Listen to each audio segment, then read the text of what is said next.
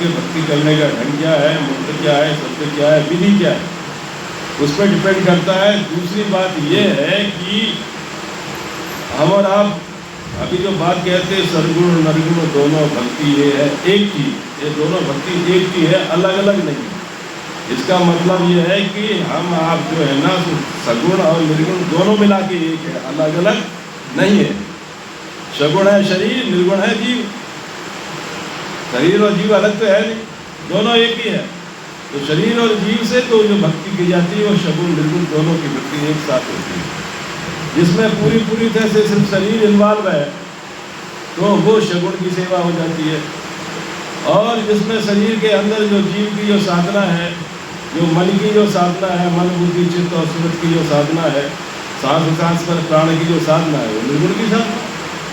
और इसके अंदर एक तीसरी सत्ता है जिसको आत्म की सत्ता कहते हैं, जो शरीर और जीव को आधार देने वाली सत्ता है। उस आत्म की सत्ता के आधार से जब आप चलते हैं तो वो निर्गुणातीत हो जाती है, उसको गुरु पद कहते हैं। और उसमें यदि यदि कुदरत का खेल शामिल हो जाए तो उसको सदगुरु पद कहते हैं। तो ये चारों पद अपने अंदर ही है। आप किसका माध्यम लेके चल रहे हैं वो आपके ऊपर डिपेंड करता है। अब देखिए फलफूल के अंग में महाराज कैसा क्या फरमा रहे हैं।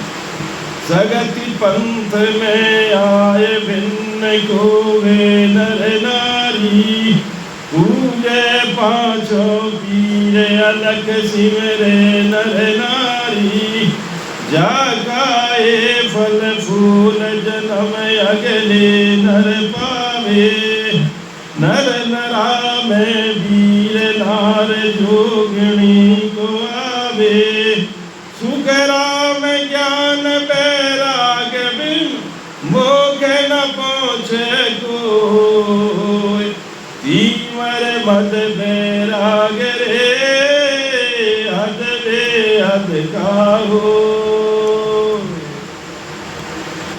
देखो भाई, किसी भी भक्ति में जाओ, किसी भी पंथ में जाओ, उसमें भक्ति ज्ञान और वैराग्य तीन चीजों की आवश्यकता होती है। लेकिन बात सिर्फ इतनी है कि भक्ति आप किस अंग से कर रहे हैं, शरीर से कर रहे हैं या अपने अंदर जो निर्गुण है जीव मन की सत्ता जो है, जो प्राणों की सत्ता से होकर जाती है उससे कर रहे हैं, या आप अपने आत्म की सत्ता से कर रहे हैं। किस आधार से आपकी भक्ति हो रही है और उसका ज्ञान का मार्ग क्या है, सिर्फ शरीर का है, सगुण का है, पांच तत्वों का है, या पांच तत्वों के निर्गुण के परे जो चेतन की सत्ता है उसका ज्ञान है, या ये निर्गुण चेतन के परे जो ब्रह्म की जो सत्ता है उसका आधार है, इसके ऊपर डिपेंड करता है। तो वैराग्य और ज्ञान और भक्ति तीनों चीजें सब में चाहिए। फिर वैराग्य भी वैसे ही प्रकार का होगा। आपका वैराग्य एक मद में आकर के वैराग्य आ गया, आपको करना ही करना है, और ये बिना ज्ञान प्रकट हुए और जिद करके जो किया जाता है वो उसका फल अलग होता है, उससे मोक्ष होता नहीं है। उसको जो तुम जिद कर लिए, क्योंकि ज्ञान है नहीं कि सच में आपको मोक्ष चाहिए या चाहिए आपको क्या, आपको ये डिसीजन नहीं होता है। और ज्ञान ना होने के कारण आप जो ऊंची से ऊंची चीज़ चाहिए थी वो प्राप्त नहीं होती है, क्योंकि वो उसका ज्ञान ही नहीं है आपको। और ये सब समझ और ज्ञान के ऊपर डिपेंड करता है, भले वो भक्ति राम की भक्ति ही क्यों ना हो। इसलिए भक्ति में अब वहाँ पर भी आप सगुण बोलो, माया की भक्ति बोलो या निर्गुण की भक्ति बोलो, उसमें कमी किसी प्रकार की है नहीं, जोर तो भरपूर लगाया जाता है। उसमें भयंकर त्याग है, भयंकर वैराग्य है और खूब शूरवीरता का भी अंग, सारी चीज है। लेकिन फर्क कहाँ पड़ रहा है, समझ का फर्क पड़ रहा है। क्या समझा है आपने उस परमात्मा को, और वही आपको प्राप्त होता है। इसीलिए गुरु की बहुत आवश्यकता होती है। जो मार्गदर्शन करने वाला होता है, जो सद्गुरु जो होता है, उसकी आवश्यकता बहुत होती है, उसके ऊपर ही डिपेंड करता है। तो महाराज फरमा रहे कि भाई तीवर मद वैराग्य रे हद बेहद का होए, सुखराम ज्ञान वैराग्य बिन मोक्ष न पहुँचे। तो पहली बात जो महाराज फरमाते हैं कि शक्ति का संप्रदाय धारण करके पांचों पीरों की स्त्री पुरुष साथ साथ मिलकर के और जो पूजा करते हैं, तो इस प्रकार से वो स्त्री और पुरुष का भेद मिटा करके उस भक्ति में और शक्ति में जो ये लग जाते हैं। अलग सिमरे नर नारी जाका ये फलफूल जन्म अगले नर पावे। तो अगले जन्म उसको प्राप्त होता है, उसका फलफूल ये होता है कि यदि स्त्री हो पुरुष होगा तो नर नरा में वीर, वो जो शक्ति के जो दूत होते हैं वीर बनेगा, और यदि स्त्री है तो वो जोगनी कहेगी। उसमें ये पराक्रम चमत्कार के आते हैं। मोक्ष और प्राणे का तो सवाल ही पैदा नहीं होता। आगे फरमा रहे, सगत पंथ में आए ज्ञान ध्यान नहीं जाने, संग खेले नर नार नीत कर्मा दिस जाने, जाका ये फल फूल जन्म अगली नर पावे, नर हुए सासो साटिया नार वैश्या पावे, सुख राम ज्ञान वैराग बिन मुख न पहुँचे कोई, तीवर मत वैराग रे हद बेहद काहू। इस प्रकार के सत्य के संप्रदाय में जाकर के उन्हें ज्ञान ध्यान की कुछ समझ होती नहीं। शक्ति हमारी माँ है, देवी हमारी माँ है, और देवी का भजन करते करते वो पुरुष भी स्त्री के जैसा हो जाता है, और स्त्री तो है ही। तो इस प्रकार से वो सबके सब नर हो सासो साटिया, नर जो है वो ट्रांजिट एंगल में चला जाता है, और नार जो है वैश्या हो जाती है। इस प्रकार से महाराज फरमाते हैं ये गति उनकी होती है, मोक्ष की प्राप्ति उनको नहीं होती है।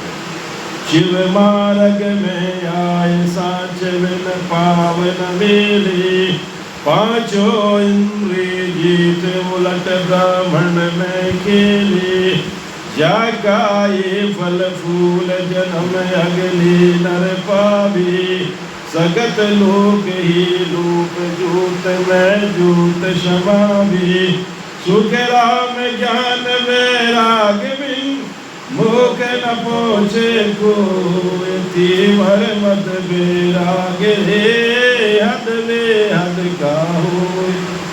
अब यदि कोई शिव मार्ग में जाता है और शिव शिव कर करके और ओम नमो शिवाय या शिव ब्रह्म का शब्द लेकर के और उस संप्रदाय में जाता है, वैसी भक्ति करता है, योग करता है, और सांच के तप के ऊपर वो डट के रहता है, पूरे जीवन अपने सांच को संभालता है, ब्रह्मचर्य रखता है, और योग साधना करके वो उलट करके और ब्रह्मांड में जाता है। ये सांसें जो इधर चल रही है, सांसों को पलटा करके और ब्रह्मांड में चला जाता है। उसका ये फल फूल होता है कि वो शक्ति लोक को लोप करके और आगे जो शिव ब्रह्म का देश है, जो चैतन्य का लोक है, और ब्रह्मांड में जाता है। इसलिए वो चैतन्य के लोगों की प्राप्ति करता है। लेकिन महाराज फरमाते हैं इससे मोक्ष होता नहीं। क्यों नहीं होता? इसलिए नहीं होता है कि वो माया के लोक को लोप करके और चैतन्य के लोक को गया है, ब्रह्म के लोक को गया है। वो है निर्गुण, और निर्गुण से ही सगुण होता है। ब्रह्म से ही माया बनती है और माया से ही ब्रह्म बनता है। ये दोनों का खेल है। तो सगुण कहो चाहे निर्गुण कहो, दोनों की गति आखिर में एक होती है। तो निर्गुण को पद पाने के बाद निर्गुण से ही सगुण की उत्पत्ति होती है। निर्गुण का सुन जीव, चेतन का सुन जीव। जीव कहाँ गया? चेतन में गया। अभी वो माया में था और माया को लोप करके वो चेतन में यदि गया, योग साधना करके ब्रह्मांड में, तो फिर से वो सृष्टि में फिर से आता ही आता है, क्योंकि उसका मूल ही वो है। दूसरी बात यह है कि इस चेतन में ब्रह्म जहाँ कोई सुख दुख नहीं, लेना एक न देना ताई, ता कारण ये खेल बनायो, ताको जीव भुगतने आयो। भाई इसका मूल जो है जीव का चेतन ही है, ब्रह्म ही है। जब इसका माया का संयोग होता है तो ये जीव वहाँ प्रकट होता है और इंद्रियों के साथ ये सुख को लेने के लिए इसका काम शुरू होता है।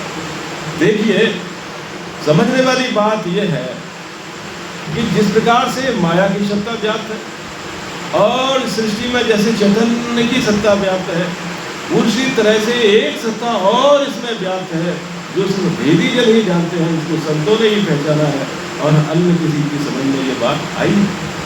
वेदों को भी ये पता चला नहीं इसका। वो जीव को ही ब्रह्म बनाने का साधन बताते हैं और बोलते हैं जीव ही ब्रह्म है। बात न्यूनतम सत्य है, खरी है, लेकिन जीव ब्रह्म होता है। महाराज फरमाते ब्रह्म ब्रह्म तुम किया तो ब्रह्म हुआ क्या हुई।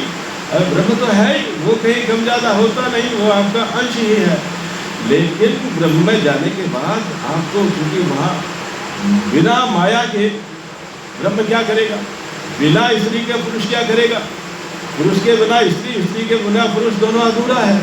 इसी प्रकार से ब्रह्म के बिना माया और माया के बिना ब्रह्म। या तो माया का आनंद लो, नहीं लेना चाहते हो, तुम त्याग करते हो, तो फिर ब्रह्म में जाके निकम्मे हो जाते हो। इसलिए उस ब्रह्म में जाने के बाद आपको परम पद की प्राप्ति नहीं होती, क्योंकि इसको चाहिए आनंद। आनंद पाने के लिए, सदानंद पाने के लिए एक तीसरी सत्ता है जिसका ज्ञान आपको होना चाहिए। उसका ज्ञान यदि नहीं है तो आप उस परम पद को, जिससे जहाँ से आवागमन नहीं होता है, क्योंकि जिस सुख के लिए, जिस आनंद के लिए तुम माया के साथ आकर के जीव बनते हो, और यहाँ आकर के यहाँ से फिर ध्यान भजन करके ब्रह्मा विष्णु वायु शंकर सरस्वती देवी देवता ब्रह्म परब्रह्म तीन ब्रह्म के 13 लोगों को प्राप्त करते हो, तो इनमें माया और चैतन्य के लोगों का आनंद आप प्राप्त करते हो, और लास्ट में जाकर के ब्रह्म शून्य में जब पहुँच जाते हो, तो महाराज फरमाते हैं भाई ये रास्ता जीव का है, और जीव के रास्ते के साधन जो है वो वेदों में और संसार में सब जगह बताए, लेकिन संत मत में एक अलग खोज की, और उसने जो खोज की है वो आनंद पद की खोज की है। और वो जो आनंद है, वो जो सत आनंद है, वो सत आनंद आपके अंदर ही है, इसमें है वो उसको आत्म कहा है, आत्मा नहीं। आत्मा को तो चैतन्य का स्वरूप कहा है, और उसके पर एक सत्ता और है जिसको ज्ञान की सत्ता कहते हैं, जिसमें सत्य ज्ञान की सत्ता कहते हैं। तो जिस प्रकार से आपके शरीर के अंदर आप में शरीर है, जीव है, चेतन है, उसी प्रकार से एक आत्म भी है जिसमें प्रेम और आनंद की सत्ता है। तो जब आप अपने आत्म में पहुंचते हो, और वो है सत।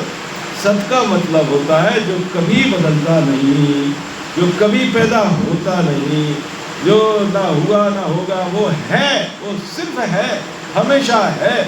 और ब्रह्म और चेतन की सत्ता बदलती है। जब यहाँ त्रिकुटी में होते हैं तो चिदानंद ब्रह्म की सत्ता है, चित्त की सत्ता है। जिसके नीचे जब आते हैं तो मन की सत्ता जारी करती है। ध्यान में जब पहुँचते तो मन गिर जाता है, सत और चित्त बचता है। सत है आपकी आत्म और चित्त है आपका चैतन्य। तो चैतन्य चित्त की जो सत्ता है उसमें आनंद आता है। उसके आगे बढ़ते हैं तो चित्त शांत होता है, सूरत चलती है, और वो सूरत आपके आत्म चेतन का प्रतीक है। और वो सूरत से सारे अनुभव ज्ञान अनुभूतियाँ आती हैं, अलंकार जीव शब्द ध्वनि वाली सारी चीज़ें होती हैं। और वो भी जब जाके शिव ब्रह्म के देश में जाते हो तो वो सूरत समा जाती है, और वहाँ ब्रह्म, जहाँ कोई सुख दुख नहीं, लेना एक ना देना चाहिए, फिर वापस आता है। इसके ऊपर एक सत्ता है जिसको तत्व ब्रह्म कहते हैं, जिसकी सत्ता से ब्रह्म और माया दोनों संचालित हैं। लेकिन ये खेल जो है सृष्टि के अंदर का खेल है, और इसके परे जो एक सत्य है उसको संतों ने खोजा, उसका नाम दिया सदगुरु पद। उसके लिए कहते हैं सदगुरु पे अखंड है व्याप रहो ब्रह्मन, नियंचर निज नाम सोई मिटत काल कूगन। वही नियंचर निज नाम, वो आपके आत्म में, जब आप आत्म की भक्ति में जाते हो, ब्रह्म चेतन और माया चेतन के परे जब आप सत्य में उतरते हो, वो आपका अपना निस्वरूप है। चेतना आपका निस्वरूप नहीं है, वो तो ब्रह्म है, वो तो ब्रह्मांड की सत्ता है। आपकी सत्ता सबकी सत्ता है। उसमें जब आप उतरते हो तो वो वहाँ नियंचर प्रकट होता है, और वो नियंचर आपके घट में जाता है, और इसमें प्रकट होकर के जब ये सबको पार करते हुए जब बाहर निकलता है तो वो ब्रह्मांड की सत्ता को मिल जाता है, और परम आनंद परम सत्ता की आप अनुभूति करते हो। ये होता है परामोक्ष है। तो इसी बात को महाराज आगे फरमा रहे हैं कि अब देखिए कुछ हमें ऐसा लगता है कि भक्ति में ये साधन करे, ऐसे ऐसे करे, ऐसे ऐसे करे तो हमारा कल्याण हो जाएगा। उसमें देखिए क्या भेद है। महाराज फरमा रहे हैं, नित्य उठ करे स्नान परत चूके नहीं कोई, ऐशो पण व्रत धार नार नर झूले दोई, जाकाई फल फूल जन्म अगली नर पावी, महारूप अंत दिए शून भावी जन गावी। कोई सुबह उठ करके ब्रह्मचर्य का व्रत पालन करे, स्नान करे, पूजा करे, ध्यान करे, स्मरण करे, तो महाराज फरमाते ऐसे व्रत को, कठिन व्रत को धारण करके जो करता है उसका फल ये होता है कि वो जब अगला शरीर धारण करता है, शरीर छूटने के बाद, तो वो रूपवान होता है, वो सुंदर होता है। और जो जिस भी योनि में जाएगा वो व्यक्ति, वो जीव सुंदर होगा। कुत्ते की योनि में जाएगा तो उसका स्वरूप सुंदर होगा, खरगोश, गाय, भैंस, जो भी। तो ये उपास, व्रत, नियम, स्नान, ध्यान, इनका फल ये होता है कि उसको रूपवान शरीर मिलता है। मोक्ष की कोई बात उसमें है नहीं।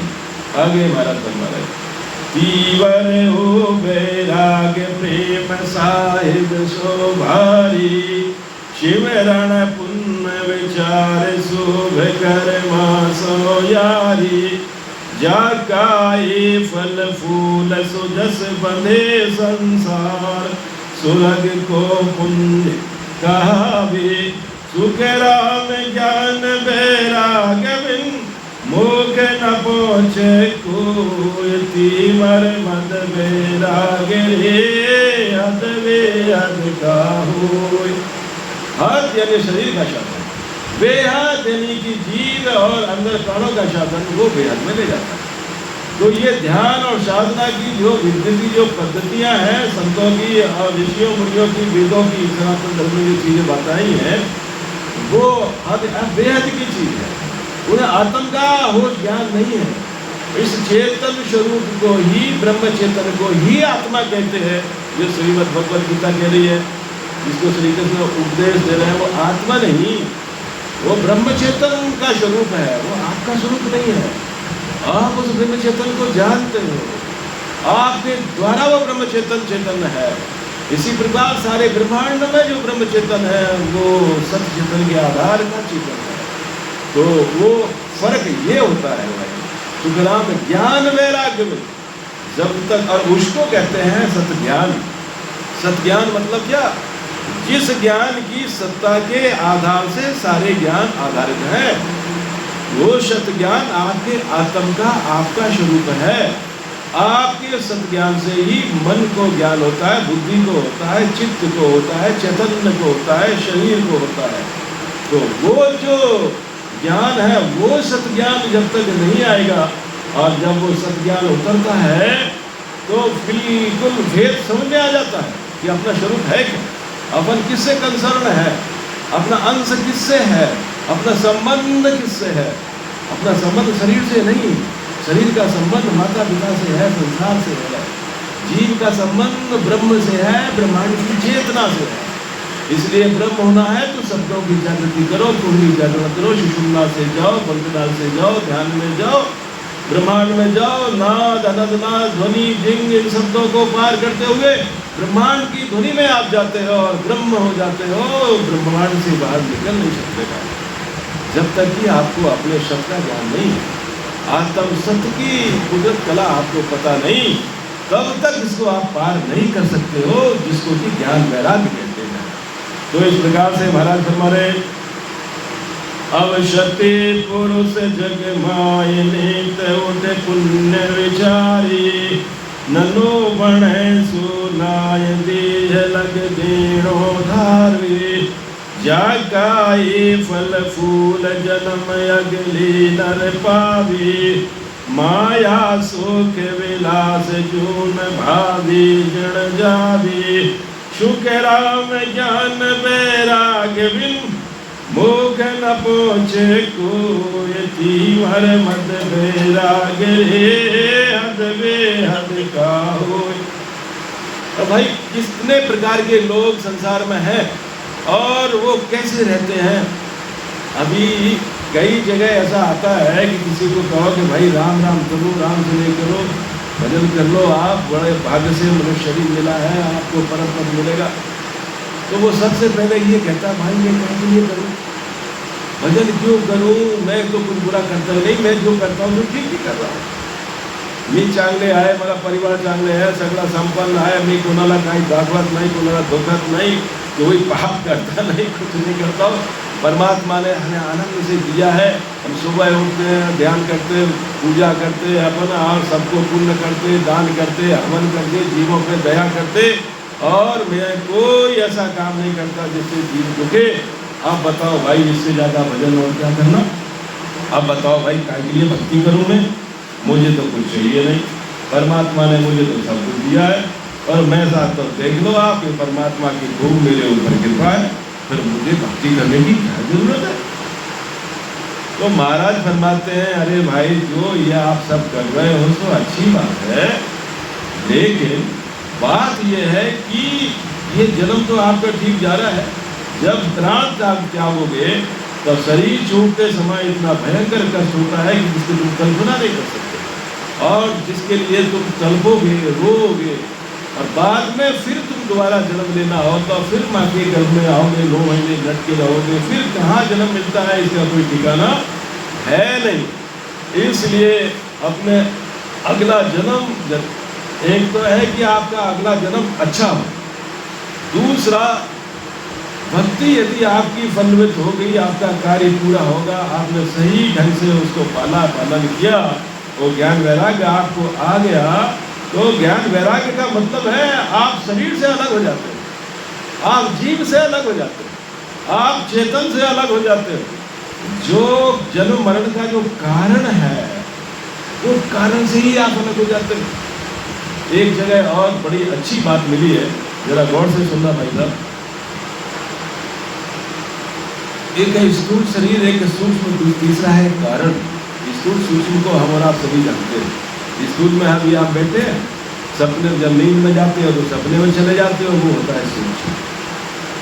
और जो गहरी नींद में चले जाते हो, जहाँ कुछ पता नहीं रहता है, जिसे मुझे ना पता रहता है कि मैं हूँ, आप रहते हो, लेकिन आप जो है वो आपको ज्ञान नहीं है, वो अज्ञान है।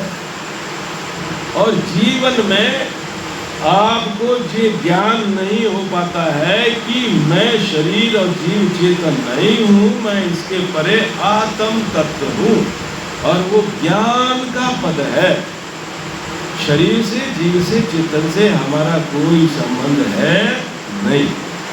यदि ये ज्ञान पक्का हो गया और इसमें आप ठहर गए, तो इसका जो आनंद है वो ये शरीर में एक आनंदमय कोश है आपका।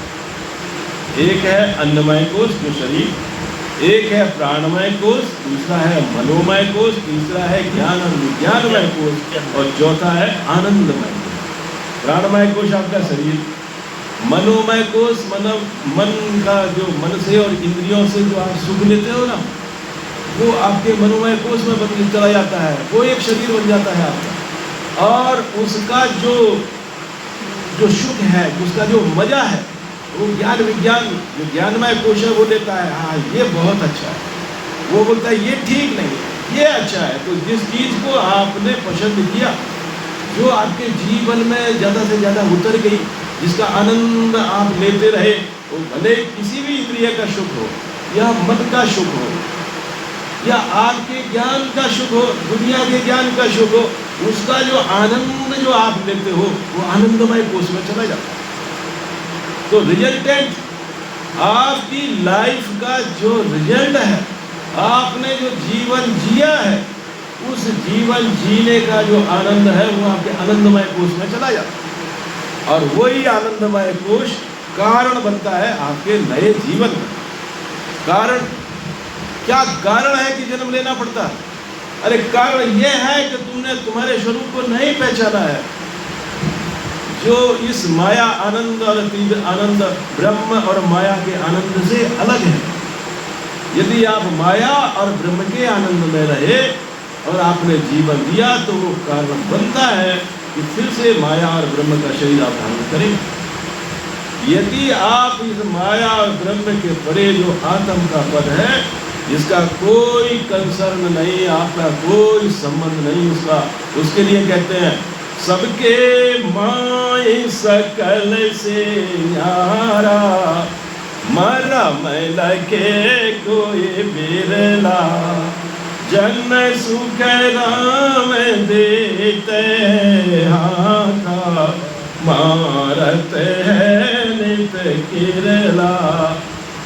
सबके माय सकल से न्यारा, वो क्या चीज?